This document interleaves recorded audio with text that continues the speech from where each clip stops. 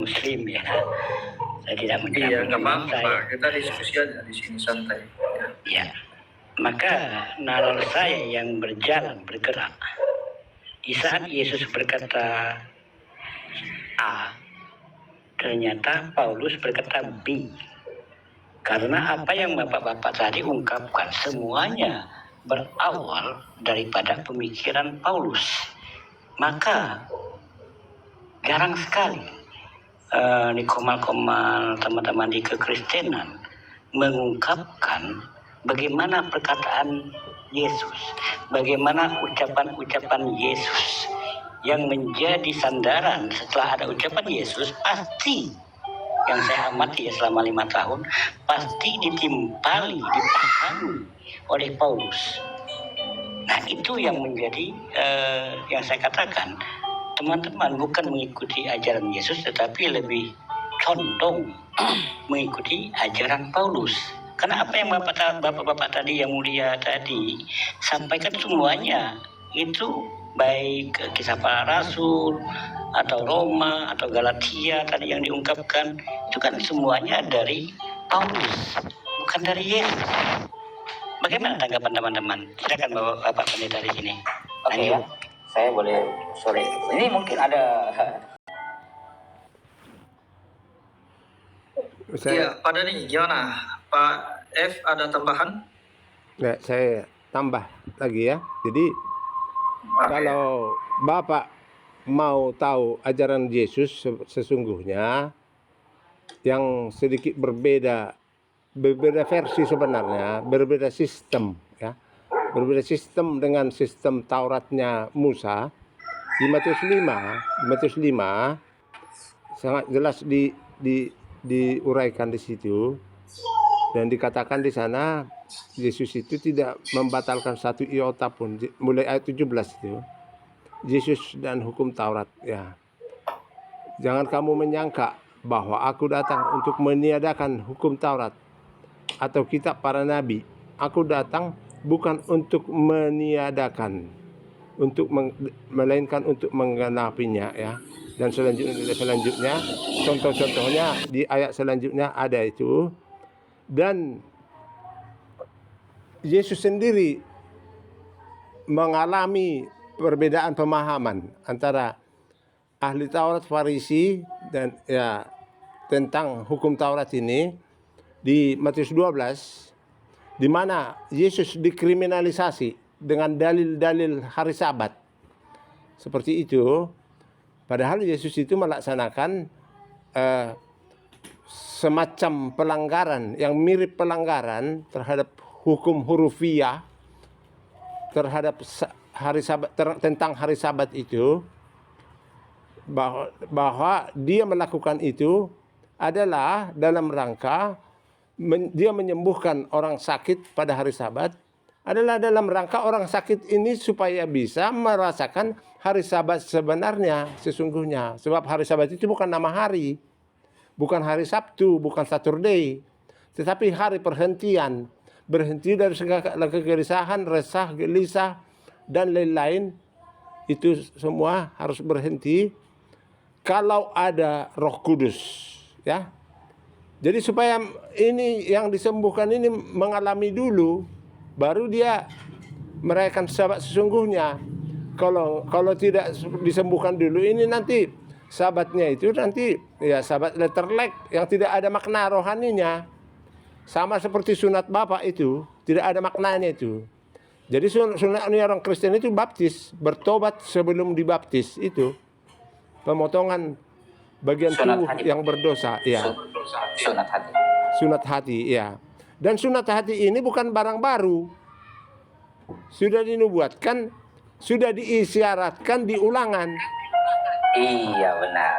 Hanya orang Israel tidak pernah melihat itu. Benar, lanjutkan Pak.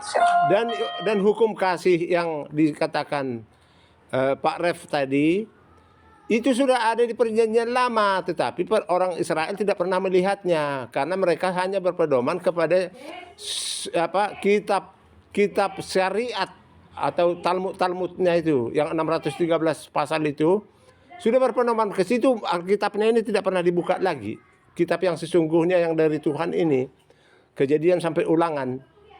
Padahal itu yang sesungguhnya yang harus dimaknai atas urapan Roh Kudus, bukan berpedoman secara baku dengan Talmud-Talmudnya ini, dengan kitab yang mereka sebutkan kitab Taurat itu. Padahal bukan itu kitab Taurat. Kitab Taurat itu Kejadian sampai Ulangan.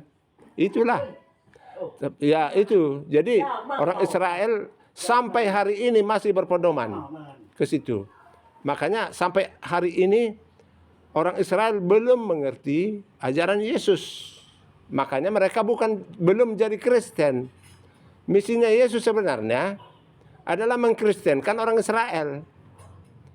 Tetapi ada syukurnya bagi kami orang pengikut Yesus yang dari bangsa kafir, atau kami inilah orang Kristen lah, karena yang bukan Israel ini yang dari bangsa kafir. Jadi ada kesempatan, sebab di Roma pasal 11 seandainya mereka langsung terima Yesus waktu Yesus di bumi ini, tidak ada kesempatan lagi, karena Yesus itu datang untuk orang domba-domba yang hilang dari umat Israel. Tetapi karena mereka menolak, maka terbuka amanat agung, Matius 28. Jadi jelas kronologisnya, keselamatan bagi bangsa kafir, seharusnya Anda mengikuti kami, karena Anda bangsa kafir, bukan Israel. Ya, itu Pak Dani. Udah pergi dia, Pak. Ya. Udah keluar beliau. Ya, seharusnya Pak Dani itu mengikuti jejak kita, bahwa kita lewat jalur lahir baru. Dan kitalah yang lebih dahulu menerima ajaran Kristus, dan yang akan kita bawa nanti kepada orang Israel. Sebab orang Israel itu untuk kita hanya satu cabang yang disediakan, sebab pokoknya adalah mereka. Jadi mereka itu sebenarnya hanya sedikit, kita terbatas. Seberapa yang sampai mereka memanggil Yesus, ya mereka selamat nanti. Dan kita, seberapa kita yang sudah selamat, tertutuplah di Matius 25 itu. Di Roma pasal 11 dijelaskan itu semua. Bahwa jatah kita hanya sebatas menunggu mereka memanggil Tuhan aja, menunggu mereka percaya. Itu aja. Ya. Hanya itu jatah kita. Lewat dari situ udah jatah mereka semua kembali ke mereka, keselamatan. Jadi mereka kalau saya semua orang kafir yang non Israel, termasuk orang-orang Muslim ini, ya harus ikut jalurnya Kristen. Sebab orang Israel pun harus jalur Kristen juga nanti. Mereka bukan sistem syariat Taurat lagi nanti, tetapi sistem roh yang sesuai Roma pasal 8 Roma 7 ayat 6 itu. Sistem roh nanti mereka. Seperti itu. Nampaknya tadi Pak Dani itu mempertanyakan Efesus 2 ayat 15 dengan matinya, gitu kan? Itu dibaca saja terjemahan lama dan atau ILT. Terjemahan lama sangat jelas itu dikatakan. Biar saya bacakan dulu ya. Itu yang mau ditanyakan tadi. Jadi seolah-olah Rasul Paulus membatalkan hukum Taurat. Ya, Yesus pun kenapa nggak dipersoalkan di Matius 5 itu? Seolah-olah membatalkan, atau di Matius 12. Kenapa tidak dipersoalkan membatalkan hukum Taurat? Yesus seolah-olah ajaran sistem syariat ini, Taurat dengan gambaran yang bukan ajaran sesungguhnya ini harus adalah ajaran Yesus. Padahal Yesus mau menggenapi itu, bukan mau mengajarkan itu, karena itu sudah diajarkan oleh Musa. Seperti itu kan?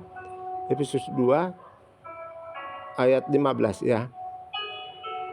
Saya lihat di dalam terjemahan lama ya, sangat jelas ini bahwa yang dibatalkan itu syariatnya.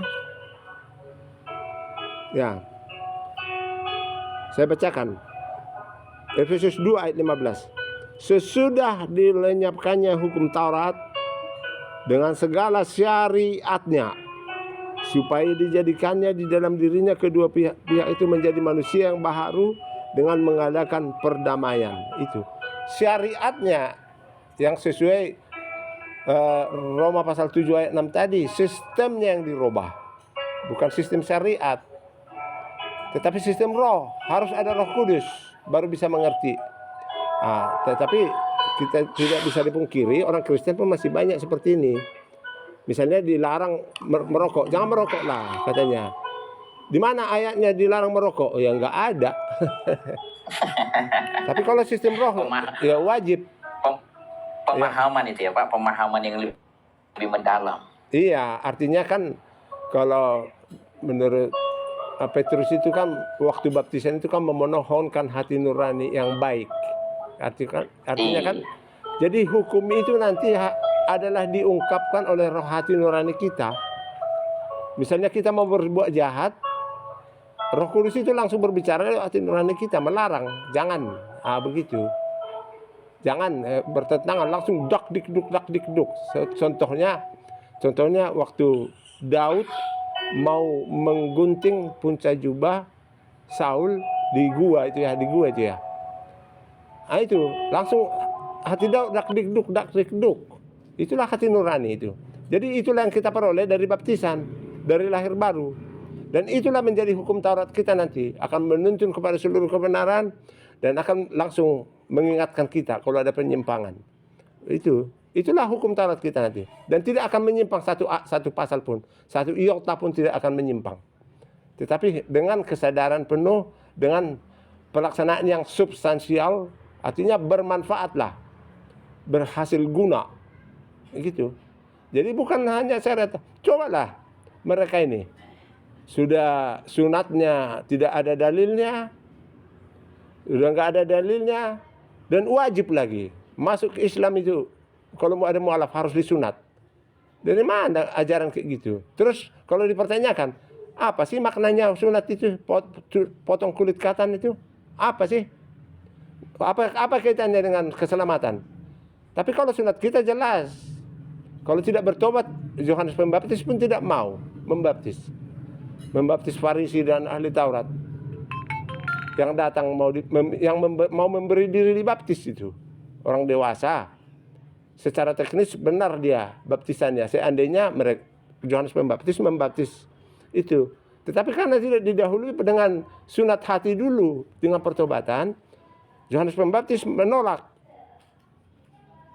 Langsung mengatakan engkau ular beludak, keturunan ular beludak. Seperti itu. Ya, lanjut Pak.